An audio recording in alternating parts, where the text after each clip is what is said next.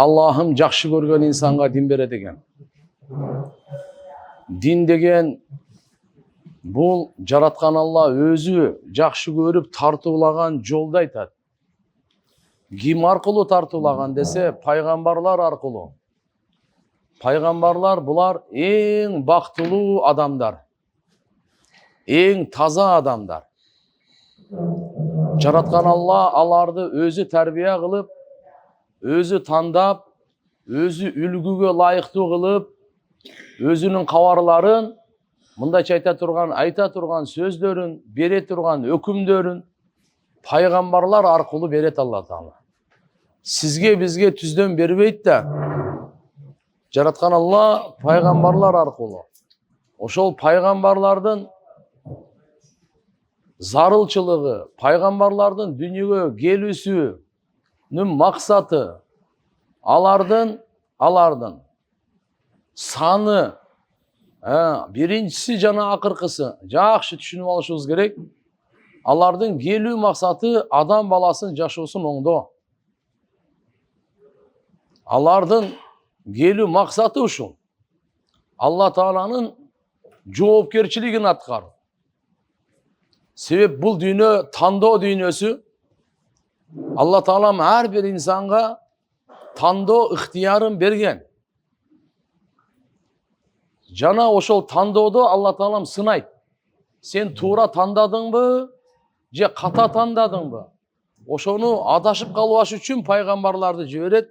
Сенин тандооң туура болсун.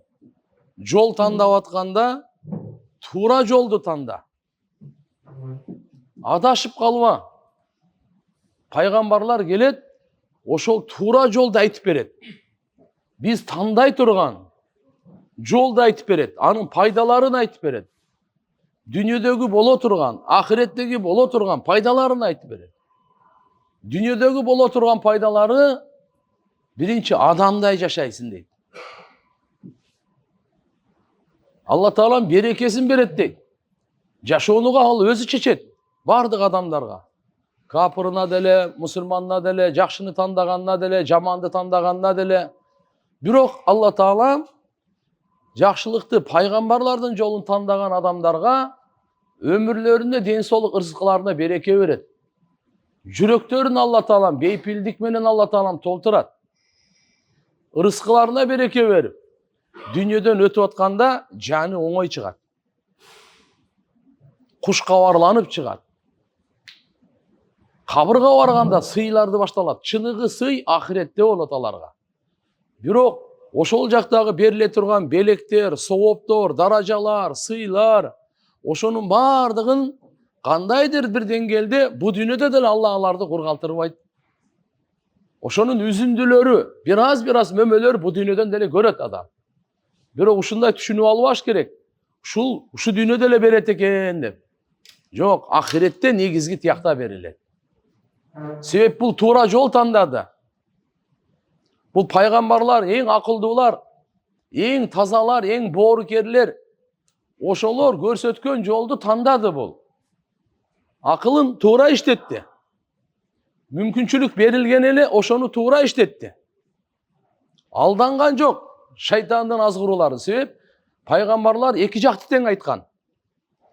Туура жолду тандагандын анын бактылуулугун айткан. Туура эмес жолго азгырылгандын бактысыздыгын айткан. Жөн эле мындай караңгы кылып таштап койгон жок да. Пайгамбарыбыз Мухаммад алейхиссалам адамзаттын мырзасы өзү айтып атат: "Мен силерди ушундай жолго таштап кеттим" дейт. Угуп туруңуз. Ал жолдун караңгылыгы түнү тойст.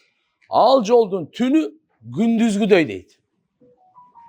Ушундай мен силерди ак жолго, ушундай жарык жолго мен силерди таштап кетип атам. Кичине бир аз акылы бар адам сөзсүз пайгамбардын жолун тандайт да. Себеп жашоосун карасаңыз, айткан сөзүн карасаңыз, кылган ишин карасаңыз, адамдын чыныгы адамгерчилик, баалуулуктарга, дүйнө ахиретте бактылуулуктарга жетелей турган жол экенин, адилеттүү, жөнөкөй, уяттуу жол экенин пайгамбар саллаллаху алейхи вассалам көрсөтүп койгондагы айтып атат. Мен силерди ушундай ак, жарык жолго таштап кетип атам. Анын түнү дейт, түнү күндүзгүдөй. Күндүзүн эмсилер айткыла. Эгерде түнү ушундай жарык болсо, адам көбүнчө түндөсү караңгыда чечими туура эмес чыгат. Анау ким деп адашып деле калат. Түн да, түндүн жамандыгынан өзгөчө кул аузу би раббил фалак мин шарри ма халак ва мин шарри гасиқин иза вақаб ва мин шарри наффасати фил уқад ва мин шарри хасидин иза хасад. Жараткан Алла Тааладан пана тилеп атат жамандык нерселерден. Мынаке. Ушул жердеги жамандык нерседен түндүн жамандыгы бар экен. Түндүн жамандыгы, түндөсү көбүнчө кылмыштуулук түндөсү болот экен. Адамга зыян тарткан нерселер дагы түндөсү болот экен. Ошон үчүн түндүн өзүнчө зыяны болсо, пайгамбарыбыз айтып аткан, алып келген шарияты, анын түнү күндүзгүдөй болсо. Күндүзү кандай ал болду экен дагы жарыктыгы.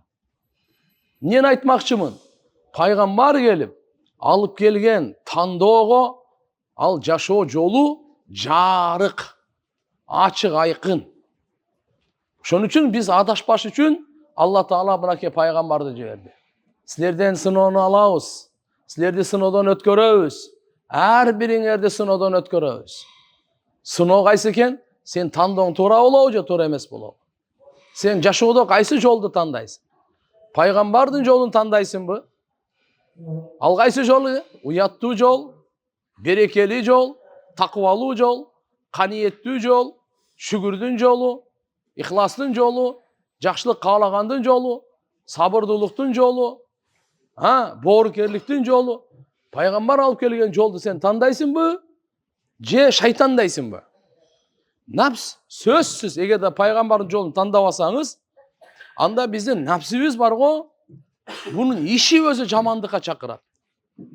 Биздин оюбуз бузулат. Биринчи элечи, мен сиздер тууралуу жаман ойлой баштайм. Сиздер мен тууралуу жаман ойлой баштайсыздар. Ой, бузулуп атабы? Андан кийин ошол тилден келип чыгат. Адам баласы качан ушактайт билесизби? Качан биринчи ал тууралуу жаман ойлойт, анан тилден ушак чыгат. Сразу тилден ушак чыга бербейт.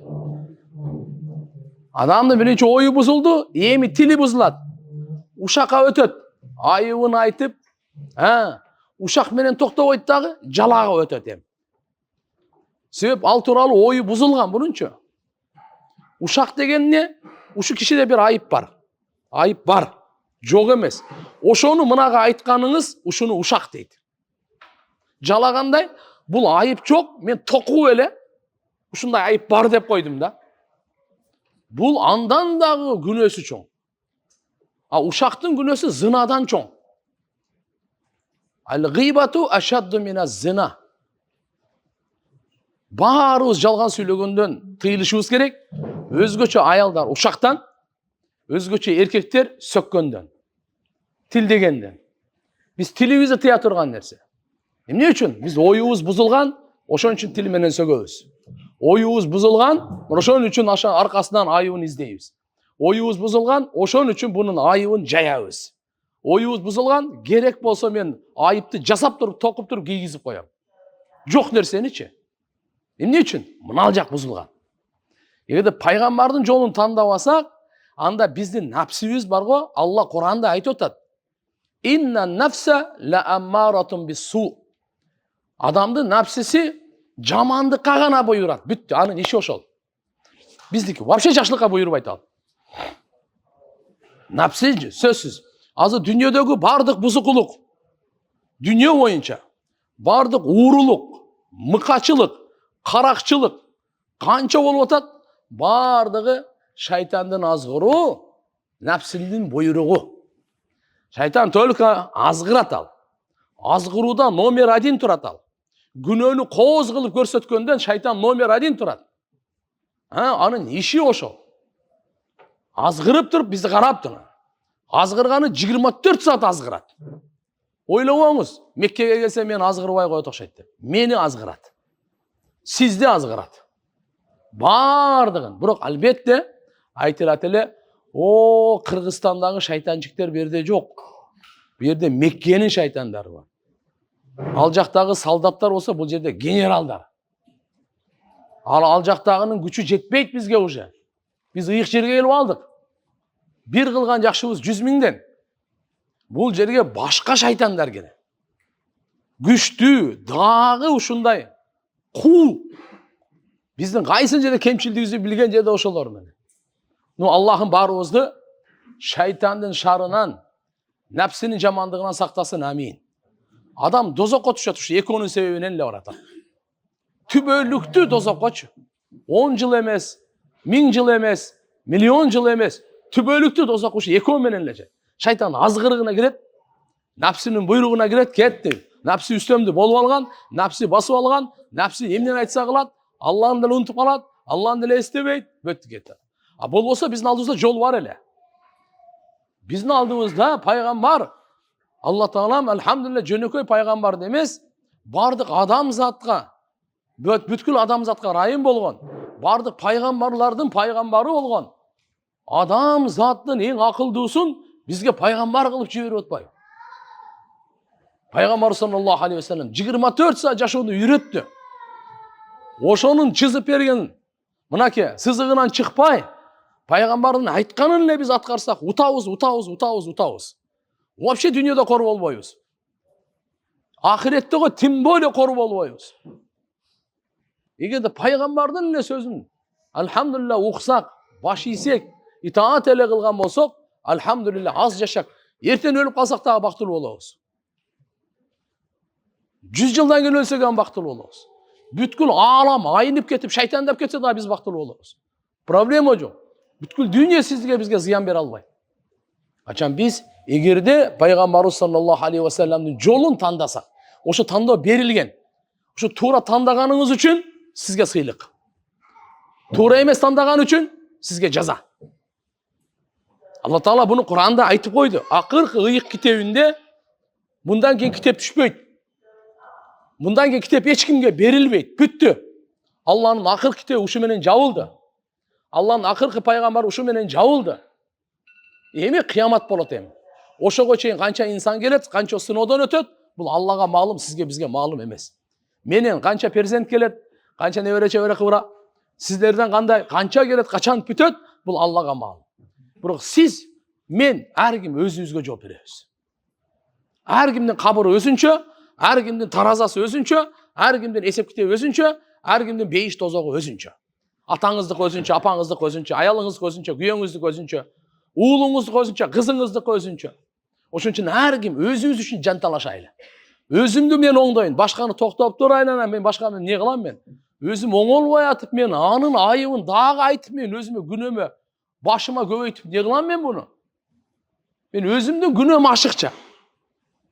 Өзүмдүн күнөөм жетиштүү мага. Ошон үчүн келиңиздер, бүгүнкү күндөн баштап биз бирөөнү айыптап сындаганды токтотойлу. Тилди тартайлы. Ан үчүн ниетти жаңыртып, оюбузду оңдойлу.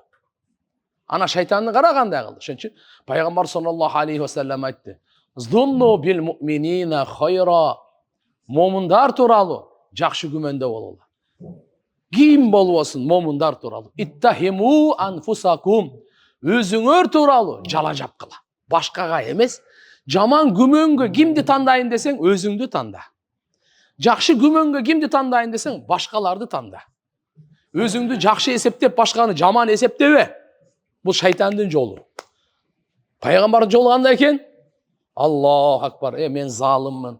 Мен күнөөкөрмүн. Бул кайсы? Бул жакшы деп. Адам атабыздын сөзүн караңыз.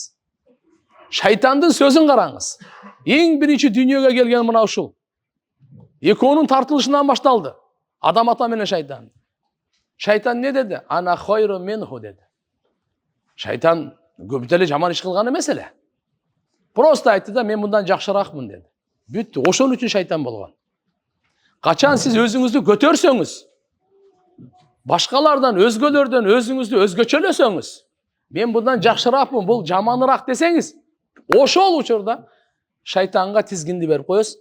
Сизди каалагандай чабат, каалагандай башкарат, каалагандай тартат, каалагандай токтотот, каалагандай кылат. Шайтан işi үшін. Адам ата не болды? Сен эмне үчүн ушу сөздү айтып атасың десе, шайтандын сөзүн караңыз. Бул Алла айтып атат. Мен сага буйрук бергенимде сажда кыл деп бардык периштелер сажда кылды. Сен эмне үчүн сажда кылган жоксуң? Десе айтат. Мен мындан жакшыракмын дейт. Охо, шайтан караган жок да, сен жакшысыңбы, жамансыңбы, ал тууралуу сөз болбой эле турат. Алланын буйругун эмне үчүн аткарган жоксуң сен?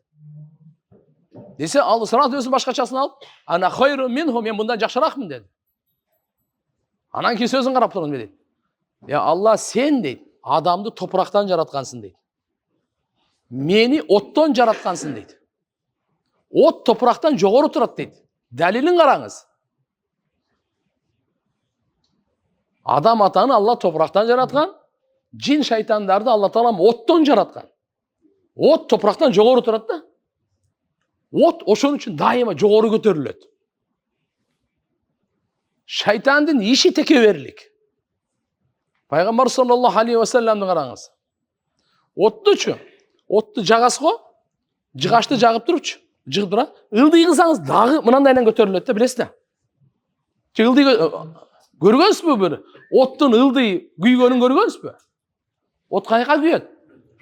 Ылдый кылсаңчы? Ширеңкени баарыбыз ширеңкени билебиз. Мына энелерибиз канча деген машалла от жагып жүрүшөт. Азыр от деле жагылбай калды окшойт. Мына мурда казанга, тандырга бардыгын, от жакканда, ошо ширеңкени күйгүзүп туруп ылдый кылсаңыз эмне болот экен колуңуз? Ал ылдый кетпейт ал. Ал оттун жаралуусу только жогору. Шайтан оттон жаралган. Ошон үчүн бул боюн көтөргөн да. Адам атабызга боюн. Топурак эмне экен? Адамдын табиятында жөнөкөйлүк экен өзүчү. Бул текеберликти өзү таап алат экен да. Кел, давай, мен сага таярмын. Ошон үчүн ушулардын бардыгынан Кур'ан Хужурат деген сүрө бар. Кур'анда кандай сүрө бар экен? Хужурат. Ар бир мусулман бир жумада бир жолу окуш керек. Бир жумада бир жолу. Көп деле эмес. Бир 2 бет, 2,5 бет болду. Кур'андагы 2,5 бет. Хужурат сүрөсү эмнеден айтат? Бул жашоо тиричиликтен айтат. Күйөөңүзгө кандай мамиле кылышыңыз керек?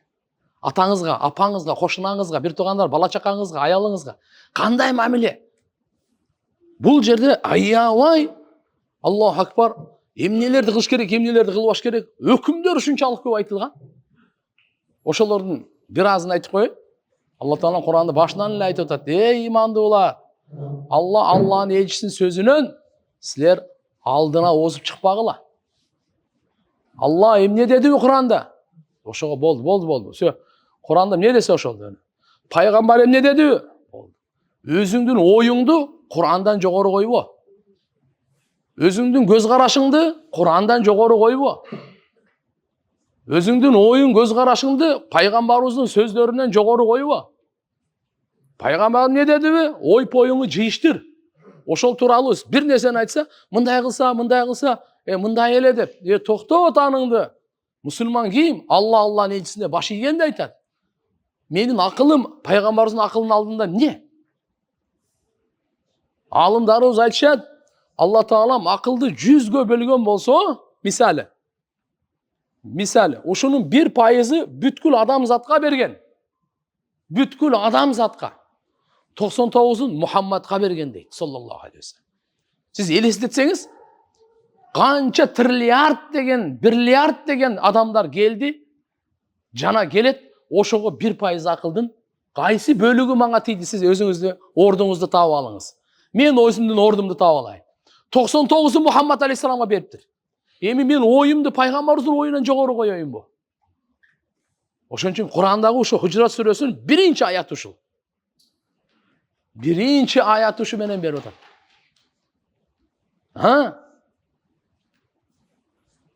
Аллаху акбар. Пайгамбарыбыздын үнүнөн силер даже үнүңөрдү бийик көтөрбөгүлө деди.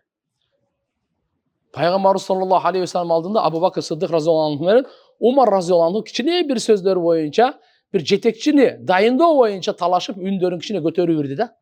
Алланын тарабынан сразу эскертүү келди. Пайгамбардын алдында үнүңөрдү көтөрбөгүлө. Ким көтөрө турган болсо, бардык амал текке кетип калат, өзү да билбей калат деди да. Умар разияллаху анху ошондон кийин акырын Мен үнім кішкене көтеріліп кеткен оқшайды пайғамбардың алдында. Даже үнің биік көтерген құрсат жоқ. Алла Тағала Алланың жүрегінде тақуа бар екенін өзі демей қылған. Ошол жерде анан кейін дағы келіп отыр. Сіздерге бирөө бир бузуку адам бир сөз алып келсе, ошону анықтабай эле жайып жүрбей келе дейт. Анықтабай жайып алып, кейін өзүң пушайман болуп, кайгыга учурап калба дейт Алла Тағала. Ошондуктан эмне кылгыла десе, ошондуктан силерге бир кабар келсе, шашылбай, аны тактап, анан чечим чыгаргыла. Бирөө-бирөөнү ушактап келди.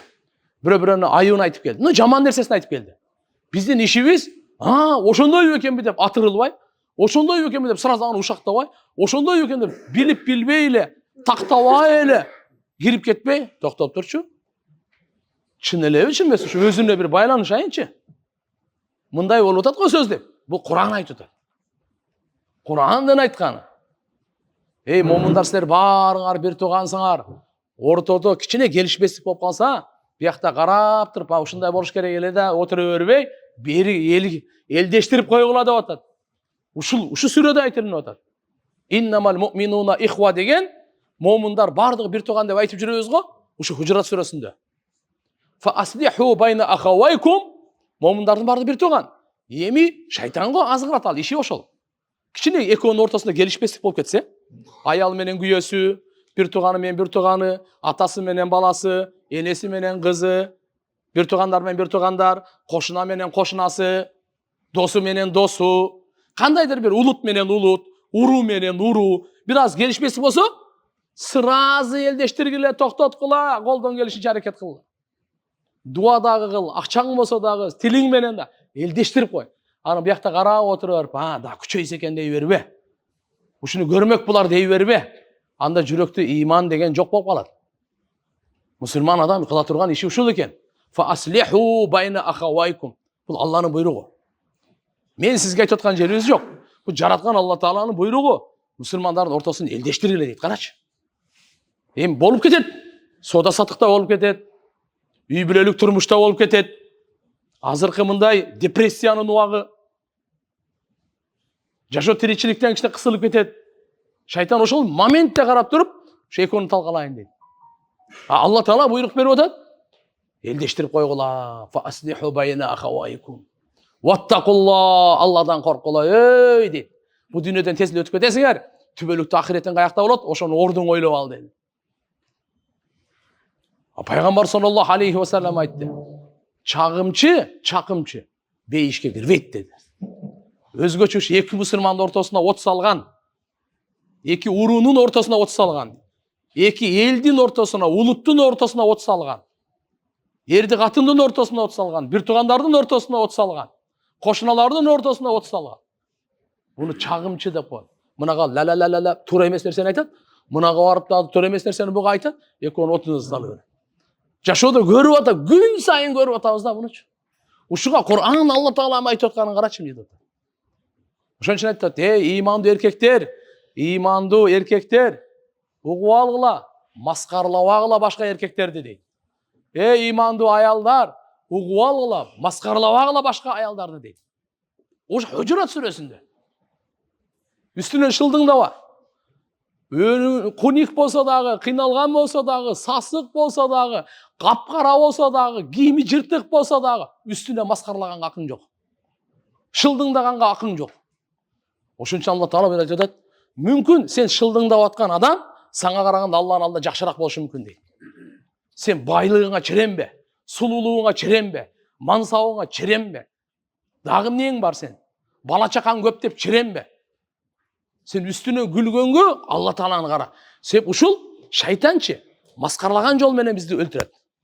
Пайгамбарлар ушу Алланын жолун бизге Кур'ан-ы Каримде аяттарын айтып берип коет. Керемет. Ат коюп огула деди, ат коюп огула. Жаман ат коюп алып туруп эме шылдыңдайбыз го? Алла субханаху ва таала айтып атат. Ат коюп огула деп. Ат койсоң, жакшы ат койсо мейли. Ой, кандай машина, берешен. Жомарт бала. Үй бүлөсүн жакшы караган адам. Бир туугандары менен жакшы мамилени туткан адам. Дайыма саламдашкан адам. Арамга барбаган адам. Өмүрү бул алдаган эмес, мен точно билем. tilinden вообще жалган сөйлеген эмес. Бирөөнү кемсинткен эмес, мен билем ушуну, мынандай. Жаман атаганга уруксат берген жок. Жаман ат койгонгочу, хоть жаман болсо деле. Кыйшыкты болсо кыйшык деп айтпа деп атат да. Onu айтпагандай деп. Жакшы ат менен айттырды. Андан кийинки аяттар келип атат. Имандуулар, силер жаман күмөндөн сактангыла дейт мына. Мен башында айтып атканым сөзүм, бул туугандар адамзаттын сөзү эмес. Алланын сөзү, Кур'ан мындай сөзмө-сөз эле айтып коеюн ушуну. Я айюхалладина аману жтанибу касиран минад-дан инна ба'дад-дан ла исм. Имандуулар, силер сактангыла. Сактангыла жаман күмөндөн дейт. Жаман күмөн менен адам күрөшүш керек экен. Жакшы. Ой. Бол. Ушул шайтандан келди ушул азгырык. Каяктан мен мынча түрүп эле келе калды? Каяктан мээме келди? Эмне үчүн келди деген суроо бербейбиз го биз. Сразу аузу биллахи минаш шайтанир раджим. Не деш керек экен? Аузу биллахи минаш шайтанир раджим. Өзүңүздү сактап калың, ыйманыңызды сактап калың, диниңизди сактап калың, ахиретиңизди сактап калың. Жаман күмөндөн сактанганы менен биз канча нерседен сактанып калат экенбиз да. Алла Таала ушунун сөздү айтып атат. Жаман күмөндөн сактангыла, анткени кээ бир жаман күмөндөр күнөө болот дейт. Мен ушактай элекмин, сындай элекмин, жаман сөз сүйлөй элекмин, жаман амал кыла элекмин. Жөн эле күмөн кылып койгонума мага күнөө жазылат деп атат. Эгерде жаман күмөн менен ким ооруп калса, күнөө жазылат ага. Жаман күмөн келди. Аны кетирдиңиз. Ага жазылбайт күнөө. Жаман күмөн келди, алып калдыңыз. Сен мага керек элең депчи. Мынага ушу күнөө жазылат. Вала тажассасу деди. Адам жаман күмөн кылгандан кийин аркасынан айып издегенге өчөт экен да. Чөтө ошону карап көрөйүнчү ушучу. Менин күмөнүм жаман күмөн сүрүп атам, ушу чынбычы? Айып. Алла айтып атат, аркасынан айып издеп түшпөгүлө деди. Бирөөнүн аркасынан айып издеп түшпөгүлө деди. Алла сенин аркаңан түшөт деди. Бул хадис. Ким кимдин айыбын аркасынан түшсө издепчи. Пайгамбарыбыз айтат, Алла анын аркасынан түшөт дейт. Ким бирөөнүн айыбын ошондой издеп түшүп айтса, Алла узабайт. Ошонун айыбын ушундай чыгарат. Үйүнүн ичинде отуруп шермендеси чыгат деген. Кааласаң пайгамбардын жолун танда. Алланын буйругу айтылган, жаман күмөндөн сактанган, бирөөнүн айыбы менен алек болбогон, өзүнүн айыбы менен алек болуп, өзүнүн оңдогон менен алек болгон, өзүнүн ибадаты менен айыптар айтылса деле, пендеде Алла хидаят берсин. Кой башка эч сөздү сүйлөйлүчкө. Анан көрөк эмне болуп атат деп. Сенин намазың эмне болуп атат? Күн сайын бир аят үйрөндүңбү? Бир хадис үйрөндүңбү? Бир дуа үйрөндүңбү? Бир кишиге садака бердиңби? Бир киши бир жашына пайдалуу үй бүлөгө, элге бир пайдалуу бир ишти кылайлы. Бирөөнү келер кечке 1 саат ушакта отура бергенден көрө, кой. Мен кулагым ал үчүн жаралып аптыр. Кыямат күнү кулактан сурак болот деп дамыла айтты эле. Ушуну укпай эле коеюнчу мен деп эле. Биздин жөнүндө айткан жокпуз, Алла Кур'анда айтып атат. Кыямат күнү көз, кулак, жүрөк үчөө өзгөчө суралат деди. Колдон да сурак бар, буттан да сурак бар. Бардык сурак, бирок көз, кулак, жүрөк отдельный сурак деген Алла Таала. Белгилеп айткан. Ла тaqfu ма лайса лака бихи илм. Билбеген нерсеңдинчи аркасынан түшпө деди, кара. Буйругу, билбеген нерсе аркасынан түшпө. Хазрет Катада рахматуллаху алейх айтат, бунун мааниси укпаганыңды уктум деп айтпа. Биз аз айтып бергенге көнүп калдык да. Көрбөгөнүңдү көрдүм деп айтпа. Билбегениңди билем деп айтпа. Инна сам'a вал басар вал фуат kullu ulaika kanu anhu mas'ula. Анткени кулак, көз, жүрөк ушунун ар бири кыямат күнү суралат деди да. Бул Алла Таала айтып атат. Ким айтып атат? Анткени кулак, көз, жүрөк ушунун ар бири кыямат күнү суралат деди. Ага чейин буйрук берди. Бизге мындай буйрук берип атат. Бирөөнүн артынан түшпө. Бирөөнүн артынан түшпө. Анткени ошон себебин айтып атат. Көз, кулак, жүрөк ушунун ар бири суралат. Ошон үчүн мына Хужурат сүрөсүндө Алла Таала «Вала тажассасу» деп буйрук берип атат. Бир мусулмандын Oyun жаман кеттиби? Эми аркасынан түшпө деп уже экинчи буйрук келди. Экинчи буйрук келди. Вала яктаб ба'дукум ба'да, үчүнчү буйрук келди. Бири-бириңерди ушактабагыла. Эми мындай болду. Мен жаман күмөнсүрөгөн жокмун. Аркасынан эле түшкөн жокмун. Бирок айыбы көрүнүп калды да. Не болуп калды? Мен жаман күмөнсүрөгөн жокмун. Сиз айтышыңыз мүмкүн да, мен жаман ойлобойм буга. Так, аркасына түшкөндөр мага кереги деле жок. Бирок айыбы көрүп калды. Эми эмне кылайын? Башка бирөөгө айтсам болобу? Алла айтат. Болбойт дейт. Не дейт? Болбойт дейт. Даже молодец, сиз жаман күмөндөн кутулуп кеттиңиз. Аркасына түшүп барайын деп анан койчу. Деп койдуңуз. Экинчисинен кутулдуңуз. Эми айыбы көрүнүп калды. Көрүнүп калды. Ушуну хотя бы мынага айтып коеюн, мындай экен десе, Алла айтат. Ла яқта ба'дукум ба'д. Бири-бириңердин айыбыңарды айтып ушактабагыла. Ушактабагыла дейт. Бири-бириңердин айыбын айткан эмне? Анын деңгээли эмне? Анын кылмыштуулугу кандай кылмыштуулук билесизби? Биз аны азыр сезбейбиз го. Алла Таала Кур'анда айтат: "Айюхибба ахадукум айякула лахма ахихи майтан факарихтумуху." Эмне силер бирөөңөр бир тууганыңардын өлүп калган мусулман бир тууганыңардын этин жегенди жакшы көрөсүңөр. Жек көрөсүңөр го. Адамдын этин жеген менен барабар деп атат. Өлүктүн. Ай, эч ким, даже биз өлүп калган мышыктын жанында отура албайбыз. Өлүп калган иттин жанында отура албайбыз. Өлүп калган чычкандын жанында отура албайбыз. Өлүп калган койдун жанында отура, иттин эч ким жанында отура албайт. Аны жеген тияктан турсун. Табияты нормальный адам аны жей албайт. Жемек турсун, жанында отура албайт. Алла берди айтып атат. Өлүп калган адамдын дейт. Өлүп калган адамдын ошонун этин жегенди. Өлүп калган адамдын жубасаң тезде сасыйт да. Тез аны. Адамдан дагы тез сасыган нерсе жок аламда. Адамдан дагы. Ошон үчүн канча болсо жакшынакай тазалап, жууп кепиндеп, сразу топуракка алып барып көмүп кой. Топурактын сыртына калтырба, болбосо чатак. Топурактын үстүндө калып кетсе, кандай деген оорулар. Эмне дегендер жамандар. Мына ит бир айдан бери өлдү, анчалык сасып деме болбойт. Бир ай өлүк сыртта болуп калсынчы, жерге кирбей. Мына жерде эмнени айтып атат караңыз. Алла Таала бизге багыт берип атат, тандоону үйрөтүп атат. Гыйбатты токтоткула. Анын кесепетин айтып атат, деңгээлин айтып атат. Бир тууган мусулман бир тууганыңдын, өлүп калган мусулман бир тууганыңдын этин жеген менен барабар. Ошону жакшы көрөсүңөрбү? Факарихтуму, силер жаман көрөсүңөр го. Ушунча эскертүүлөрдү бериптир, фаттакуллах.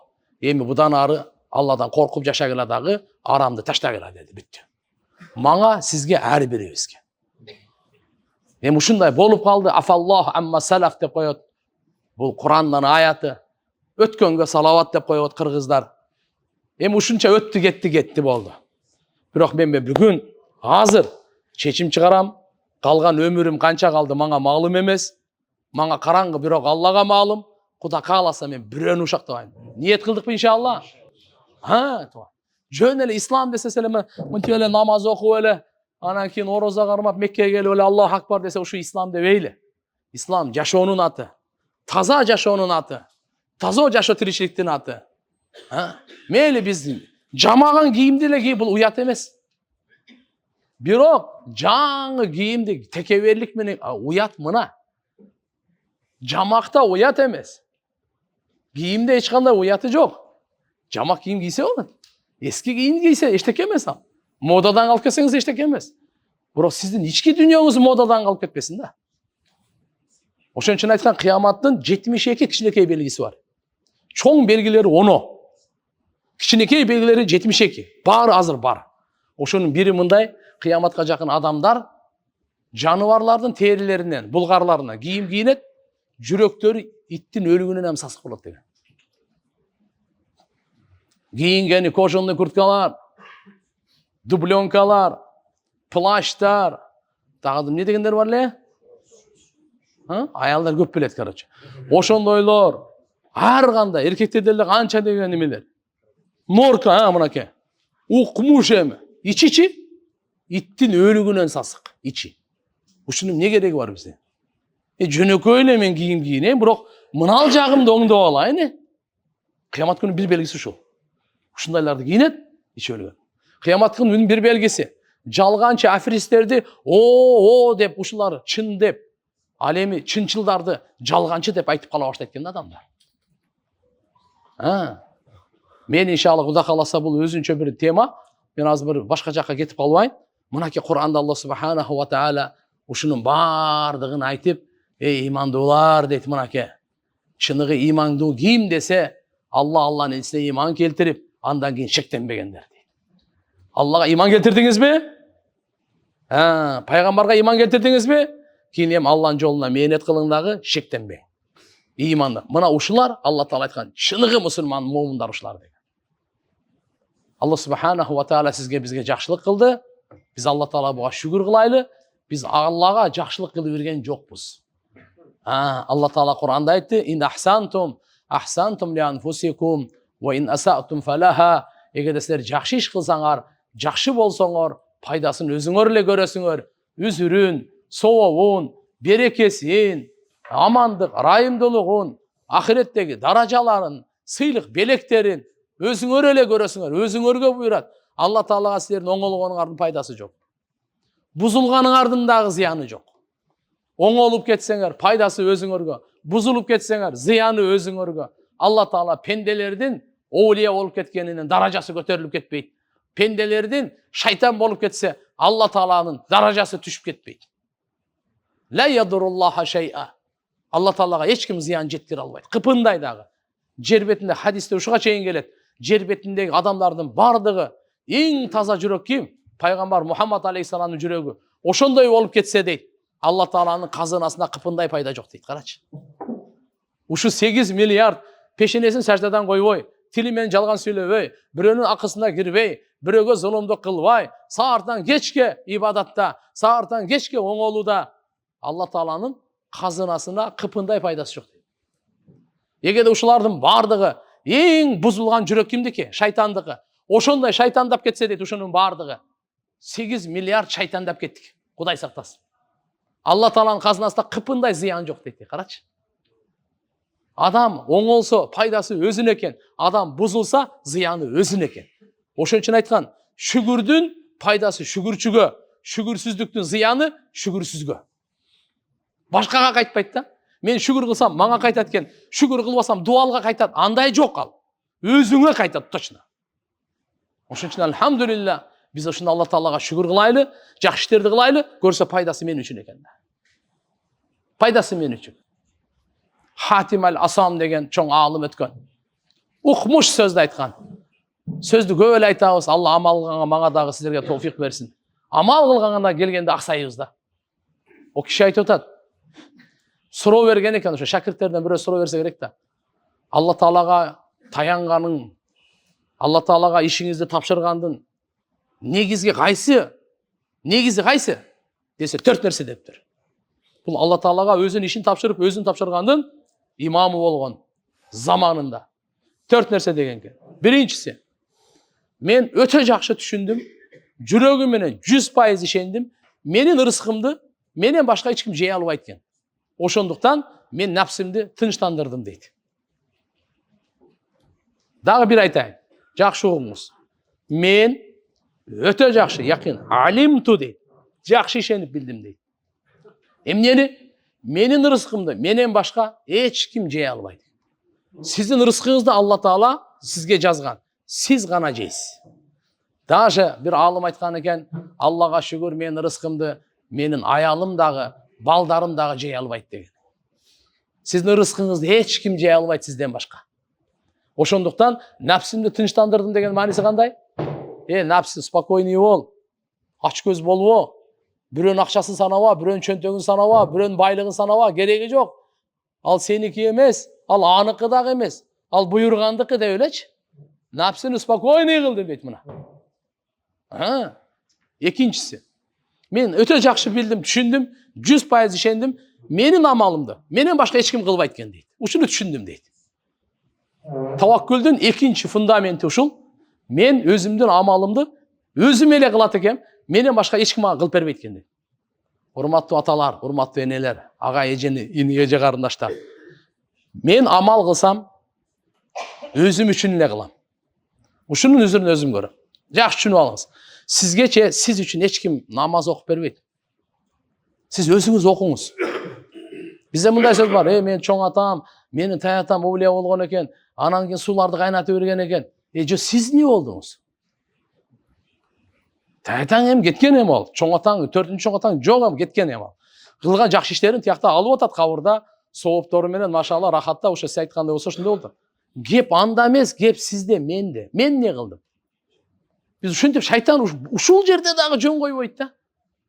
Ата тегине таяндырып, пайгамбарыбыз айтты: кимдин ата теги аркага таштаса, амалы аркага таштаса, анын ата теги алдыга чыгара албайт деди.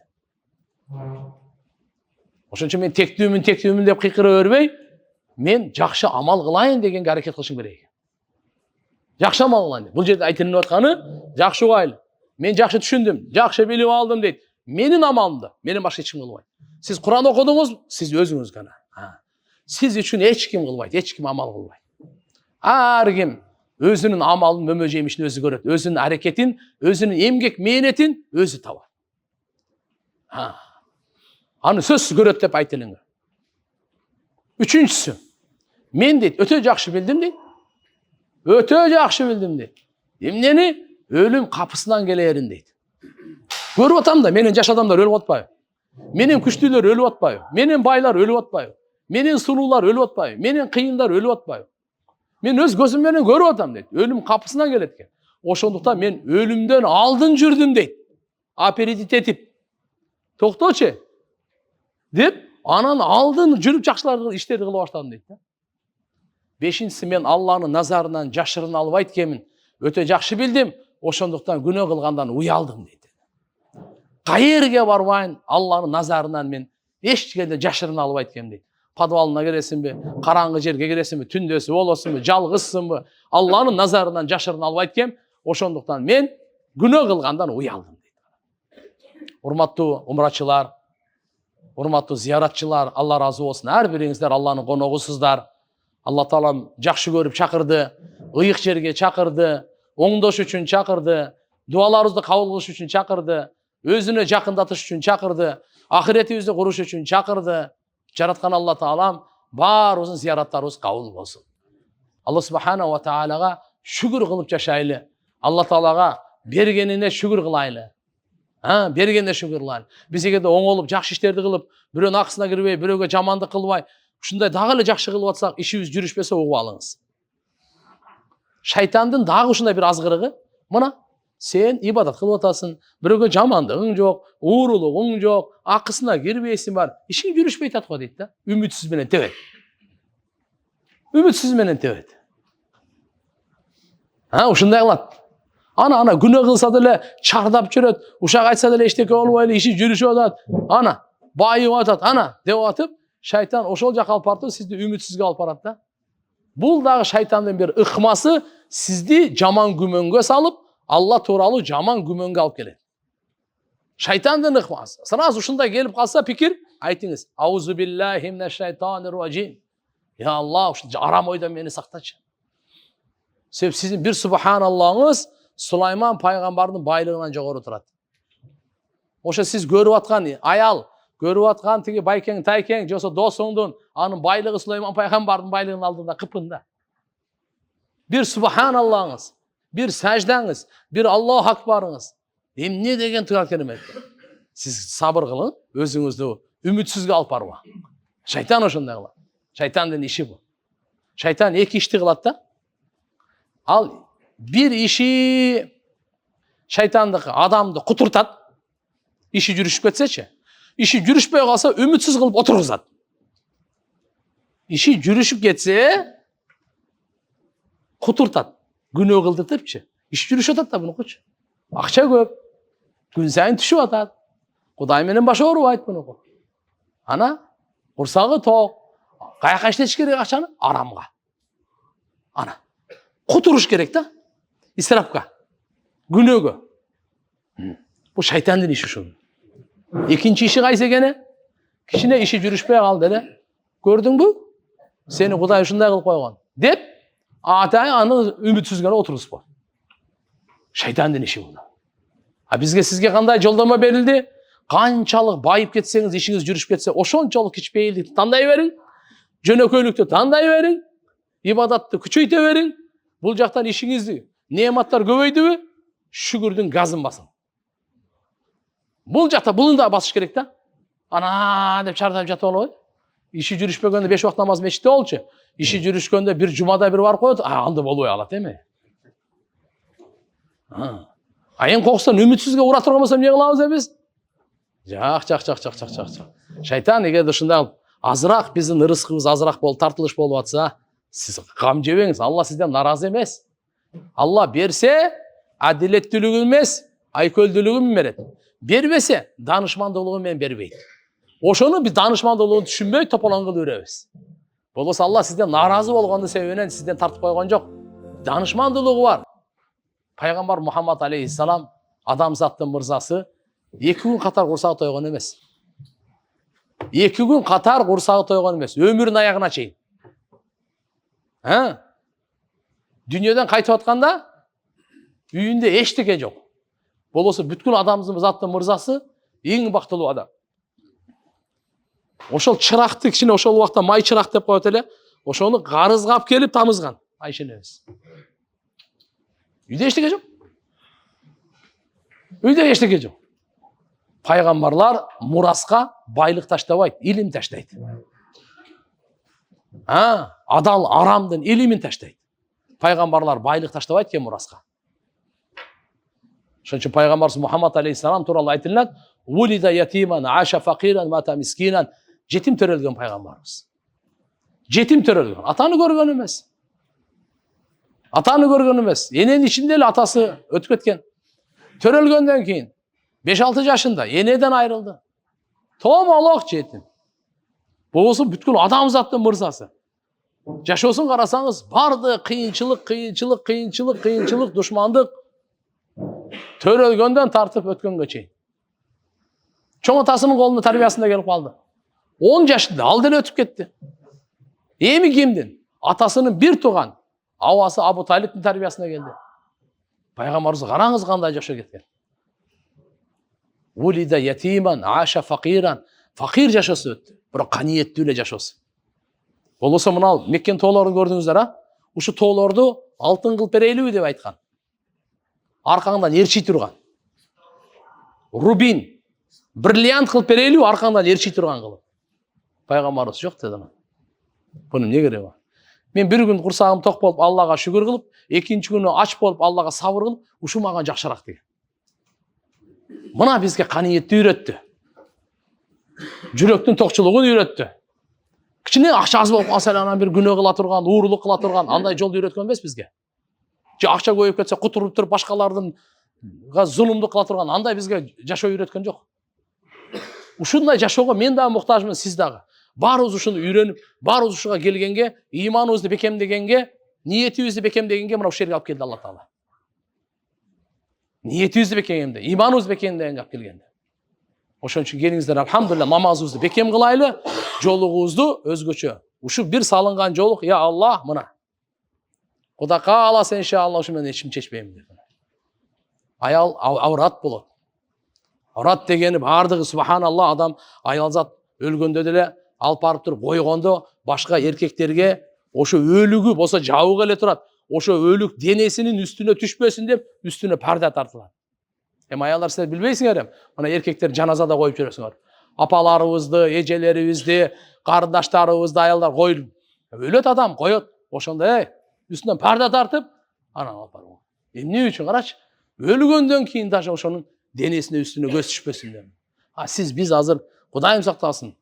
Мына мен көз канча күнөөгө батты, кулак канча күнөөгө батты, тил канча күнөөгө батты. Дагы Алла кечиримдүү экен. Аллага алхамдулилlah рызкы берип, дагы ушундай кылып атат. Ошон үчүн тооба кыла берейли. Алладан кечирим сурай берейли. Үмүтсүз болбойлу. Кечирүүчү Алла иншалла. Адам баласы канча ката иш кылып алса, аркасынан тооба кылса Алла кечире берет. Тооба кылса эле кечире берет. Шайтан да кетем мындай. Сен тооба кылдың го, эми кайра кечире бере берле. Дуа кылдыртпайт. Ошон үчүн иншалла намаздарыбызга бекем болойлу. Баарыбыз туган күн сайын кичине Кур'ан окуйлу. Канча Кур'ан окуйлу? Бир аз болсо да Кур'ан окуйлу туган. Суроо береличи. Бүгүн Алла мага жашоо берди. Ушу Кур'ан окусун деп берди эле. Бүгүн мага Алла жашоо берди. Оңолсун, ибадат кылып алсын деп берди эле. Ахиреттин куруп алсын деп берди эле. Ахиретке даярданып алсын деп берди эле. Бүгүнкү жашоону мен бүгүн зикир кылдымбы? Бүгүн садака бердимби? Бүгүн дуа кылдымбы? Бүгүн Кур'ан окудумбу? Бүгүн күнөөдөн сактандымбы? Деген суроо биздин күн темабызда жок болуп калды. Неле? Сарадыр. Суу кандай чыгарыш керек? Тиги кандай? Алла чече тургандарды биз чечип алганбыз. Өзүбүзгө керек нерсени чече турган пайдалуу нерселерди унутуп калганбыз. Ошон үчүн келиңиздер, алхамдулилла, биздин эң биринчи таң атканга, кеч киргенге жеткенибиз, машалла, Алла субханаху ва тааlanын шүгүрү менен жетейли, Алла Тааладан жардам сурап жетейли, Алла Тааладан кечирим сурап жетейли. Жараткан Алла субханаху ва таалага ушу жагат. Алла Таалага шүгүр жагат, Алладан жардам сураган жагат, Алла Тааладан кечирим сураган жагат. Пайгамбар саллаллаху алейхи ва саллям айткан, туба деп айткан. Лиман вujida fi sahifatihi istighfarun kathirun deyт. Кимдин амал дептеринде көп истигфар табылса, ошол адамга даңк болсун деген. Карачы, ошо адам бактылуу болсун дейт. Ошонун иши мына туба деген бейиште бир дарак бар экен, ошого арналат дейт. Кимдин амал дептеринде истигфар көп болсо. Амал дептерин истигфар дегени астагфируллаха ва атубу илейх деген сөз. Я Алла мени кечир, я Алла мени кечир деп эле ушуну көп айтып жүргөн болсок, миң деген отурганда деле, турганда деле, качан болсо да, я Алла мени кечирчи. Я Алла мени кечирчи. Ар бир сөзүңүздү Алла угат, ар бир сөзүңүз жазылат, ар бир сөзүңүз кыямат күнү өзүңүз көрөсүз. Ошон үчүн пайгамбарыбыз айтып атат: "Туба лиман вujida fi sahifatihi istighfarun kasirun." Даңк болсун, туба деген бакыт болсун, туба деген бейиштеги дарак болсун. Кимге? Кимдин истигфары көп болсо.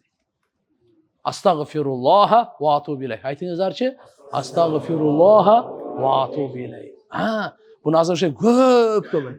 Ушун тилди көндүргөнгө, өзүбүздү көндүргөнгө эрте менен 200дө, кечинде 200дө айтып коелу. Көп деле убакыт кетпейт. Астагфируллаха атубу илейх, астагфируллаха атубу илейх. Бирок ушу тилди көндүрүп атканча мебиз жүрөгүбүздө подключение кылсын да.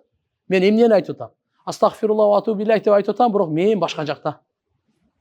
Тилди айтканга сооп берилет, бирок баягы рух, баягы нур берилбейт да. Качан биз ошонун маанисин ойлоп туруп айтсак, анда таптакыр биздин истигфарыбыздын күчү, нуранияты, руханияты башкача болот да. Ал мааниси кандай экен? Я Алла, мен сенден кечирим сураймын, жана тооба кыламын. Кетирген катама мен кечирим сураймын. Кетирген күнөөлөрүмбү билип билбей кылган баардыгына кечирим сураймын, я Алла. Жана тооба кылам деген кандай? Болду. Мен эми андан кайттым деген сөз. Жаман нерселерден кайттым, саңа кайттым деген сөз. Ушуну көп айтайлы. Пайгамбарыбызга көп салават айтайлы. Таваф кылып атасыздар. Тавафта. Таспини алыңыздагы Durut-i İbrahim. Allahümme salli ala Muhammed ve ala ali Muhammed kema sallayta ala İbrahim ve ala ali İbrahim inneke hamidun mecid degendi 100 jol aytıp koyamız. Tavafta. Кыскарса болот, бирок эң абзели ушул да. Эгерде биз кыскартып алсак, калгандарынан эмне болду, телефон кандай болду, ошо кетип атпайбызбы? Ошон үчүн айттым да, ошого убакыт кетпеш үчүн узунурагын эле айтсак, биздин тавафыбыз толот да. Тавафыбыз полный салават менен толот. Шындасызбы? Азыр биз тавафты кичине баштап мынанча салават айтабыз дагы, мынанчасы ар нерсени сүйлөйбүз да. Ар бир ракаттан барды. Ошол азыр айтып атканыбыз, тавафты барды башынан аягына чейин зикир менен толтуруш керек да. Салават менен толтуруш керек, байынан аягына чейин. Болсо кыскартып айтсак деле болот. Саллаллаху алейхи ва саллям. Же Аллахумма салли ала сейидина Мухаммад.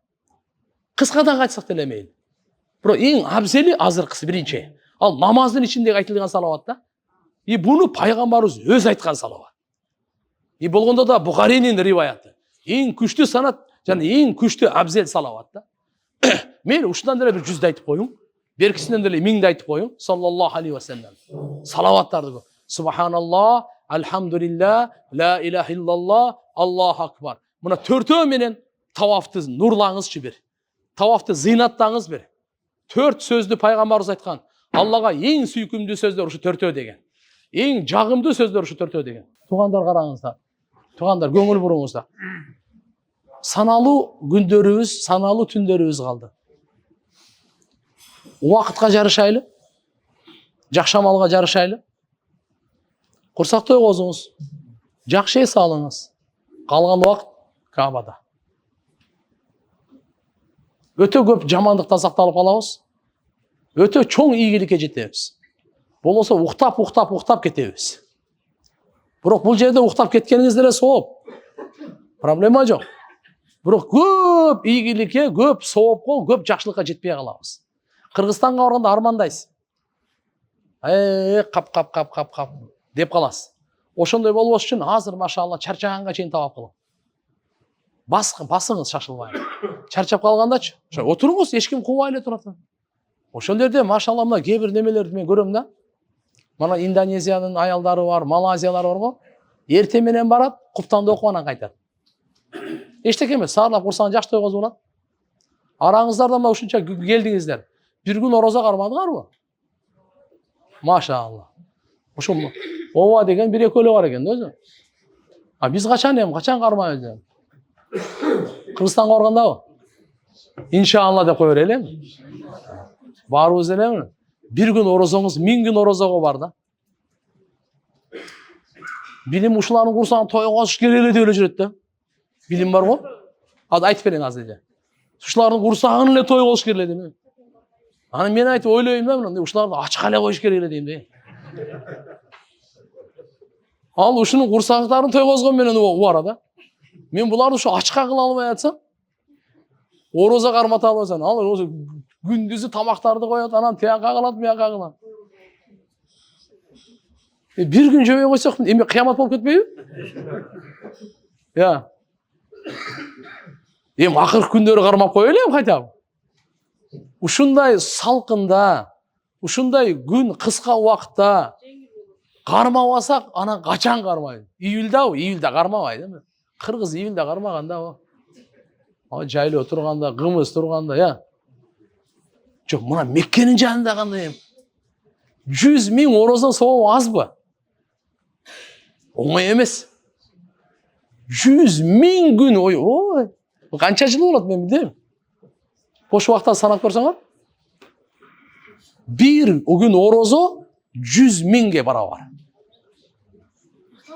Мындай жер, мына харамданчы, ыйык жерде чыгып, даже Мадинада, Жиддада кармасаңыз дагы 100 000 болбойт. Ана Таифка чыксаңыз 100 000 болбойт. Арафатка чыгып кармасаңыз 100 000 болбойт. Арафат тоого бар го? Арафат тоодо кармасаңыз 100 000 болбойт. Ал ыйык жердин территориясынын сыртында. Түшүндүңүздөрбү? Биз азыр ыйык территориянын ичиндебиз. Ошон үчүн машалла орозо деле кармап коелу. Албетте, кичине бир язвасы бар, ден соолугу неме, анан сахары бар, тез тамак жеп туруш керек. Аларга эч кандай мындай неме жок.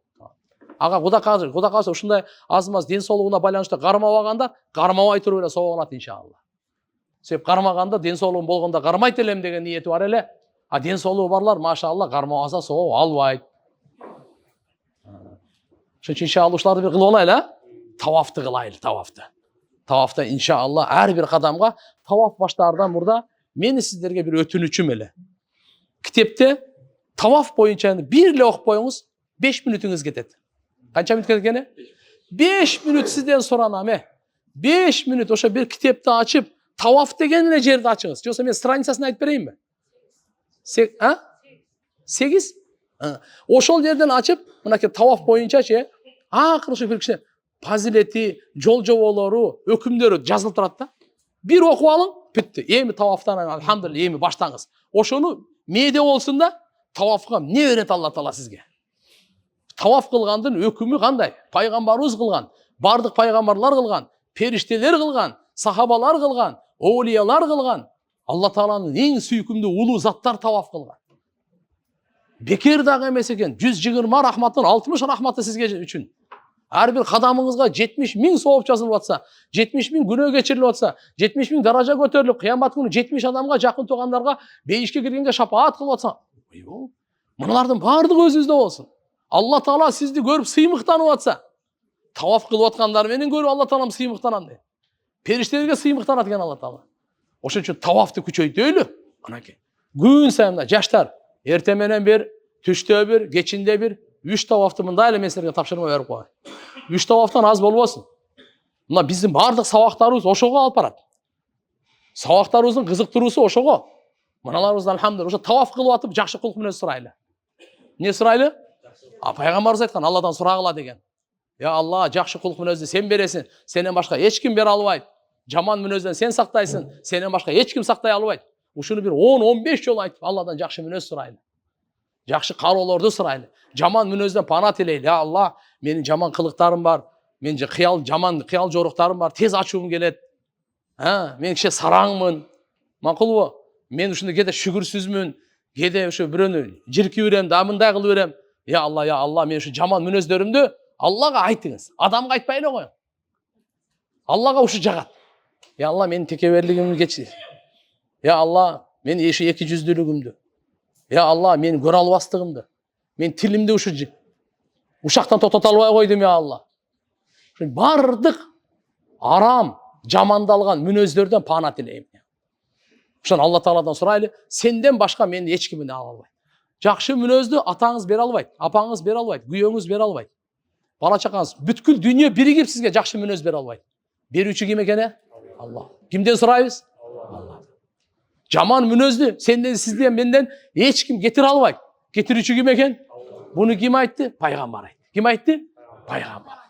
Аллахумма хдини ли ахсанил ахлак, ла яхди ли ахсаниха илля анта. Хадис ушундай. Дуа ушундай. Жөнөкөй эле кулк мүнөзгө эмес, эң чырайлуу кулк мүнөзгө мага жолдомо бергин деп атат. Пайгамбарыбыз бизге үйрөтүп атат, Алладан эмнени сурашыбыз керек? Эң чырайлуу кулк мүнөз бер деп сурашыбыз керек экен да. Ошону эч ким бере албайт сенен башка деп коюшубуз керек экен да. Ана. Ошон үчүн иншалла бардык жакшылыктарды Алладан сурай берейли, бардык жамандыктан пана тилей берейли. Ошону өзүбүзгө сурап атабыз. Пайгамбарыбыз айткан, кимге Алла Таалам жакшылык берсе, өзүнөн баштасын деген. Анан үй бүлөсүнөн, анан бүткүл элге. Башкада тиякта турсун, биринчи биз баштаганыбызда кимге баштайт экенбиз? Адал акча колуңузга тийип калды. Биринчи өзүңүздөн баштаңыз, адал жеп, адал кийиниң. Адал акча колго тийип калды. Биринчи үй бүлөңүздөн баштаңыз, токтоп тур, кошуна. Сен садака падаканы токтотуп тур. Үй бүлөңдөн башта, үй бүлөңдөн, Пайгамбарыбыз айткан эмне? Андан кийин анан бүткүл адамдарга мейли колуңуздан келишинче жардам. Ошон үчүн иншалла жакшылыкты, истигфарды дагы, дуаны дагы, бакытты дагы өзүбүздөн баштайлы. Өзүбүздөн баштайлы, анан үй бүлөбүзгө, анан бүткүл адамдарга. Аракет кылабызбы иншалла? Алла Таалам кабыл кылсын. Алла Таалам баарыбызга жакшы мүнөз берсин. Баарыбызга жакшы ой берсин. Баарыбызга жакшы каалоолорду берсин. Жакшы каалап таң аттыртайлы, жакшы каалап кечкирке барайлы. Намазыбызды жакшылап оңдойлу, зикирлерибизди толуктайлы, Куран окуганда алхамдулилlah аракет кылайлы. Мына арабызда алхамдулилlah дамыналар бар, карылар бар, ошолордон иншалла үйрөнүп, намаз тааратыбызды бекемдеп, аялдарга да келип атабы, кыздар бар эле. Ошолордон жакшынака үйрөнүп, иншалла дуаларда көз жаш чыгарганга аракет кылайлы. Ыйлаганга аракет кылайлы. Ыйлай албаса, хотя бы ыйлагандын сүрөтүн курайлы. Я Алла, я Алла. Алла Таала ыйлатып берет. Биз жүрөктөр карайып калды. Дүйнө батып кетти. Күнөөлөр толуп кетти. Ошон үчүн көздөн жаш чыкпайт. Ошон үчүн иншалла бул жерден даже алымдар айткан, ыйлагыла, ыйлай албасаңар, ыйлай албаган үчүн ыйлагыла деген. Ыйлай албаган үчүн ыйлашыбыз керек болуп калды бизгечи. Аллахым барыбызга инсаф товфик берсин. Жок, биринчи этажга кирбейт. Ихрам менен, то есть мындайда вокодон ихрам байлап алып кирбегиле. Биринчи этажга кирбегиле. Ана пайгамбарыбыздын Айша энебиздин мечити бар. Ошол жактан ихрам байлап кирсеңер болот биринчи этажга. Мынал жактан кирген алдаган болуп калат. Болду. Роббана атина фид дунья хасана ва фил ахирати хасана ва кина адабан-нар. Ушуну айтса болобу деп? Болот. Тавафта, айта бериңиз. 1000 жолу айтып коем. Кандай? Күндүз ораза кармак кылабыз. Күндүз ораза кармасак, тавафтан кийин замзам суу ичет, ошону ичпей эле коелу дейт. Анча замзам ичпей эле койсоңар. Ооз ачкандан кийин ичесиң, Ооба, бирок баягы эркектер аралаш таваф кылбагыла. Чекесинде таваф кылсаңар мейли. Эгер адам толо болсо, жөн эле зикир кылып отурула. Болбосо эркектер менен экинчи этажда таваф кылыла. Эгерде азыраак болуп калса, биринчи этаж кылсаңар деле болот, эркектердер жок делечи. Бирок азыркындай тиги эркектерге аралашып жакындабагыла. Жаңы суроону берип. Азыр эле жооп бердим. Болбойт. Урматтуу ажекелер, азыр биякта убакыт чектелүүдө. Могу жерде суроолор бияка устазга эмес, бияка берсеңиздер да бул жакта жооп берет, Биякта убакыт чектелүү. Бир суроо кайра-кайра эки жолу айланат. Ama bayağı umra kitapçesi verilgen o. Oşanın içini açıp okup görseňizler, büyük sorulara jogap bergen ekan da. Tamam, evet. Wagt bitip kaltır, biz biröөнүн akısına girip olmayl. Ene eje karındaşlar, problema yok. Жазып беривергиле. Жолосо десер, группа барбы? Группадан деле беривергиле. Бардык жооп берип коебуз, а? Балдар иншалла мыяктагы обычный мындай технический вопростардын баарына жооп берип берет. Киши шариаттын мындай тонкий маселелери окуса мен түз жооп берем. Эч кыжалат болбогула. Жоопсуз калбайт. Амин. ربنا آتنا في الدنيا حسنة وفي الآخرة حسنة وقنا عذاب النار.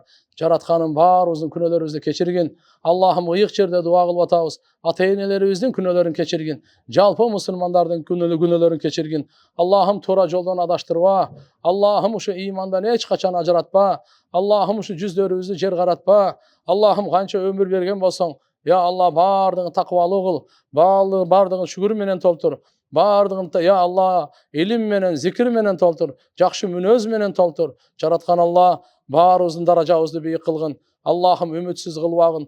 Аллахым я Алла бактысыз кылбагын. Ушул жердеги умрачыларыбыздын баарын, ушу умра кылып аткан бүткүл дүйнөдөгүнүн баарын, умраларын, тилек дуаларын, тообаларын кабыл кылгын.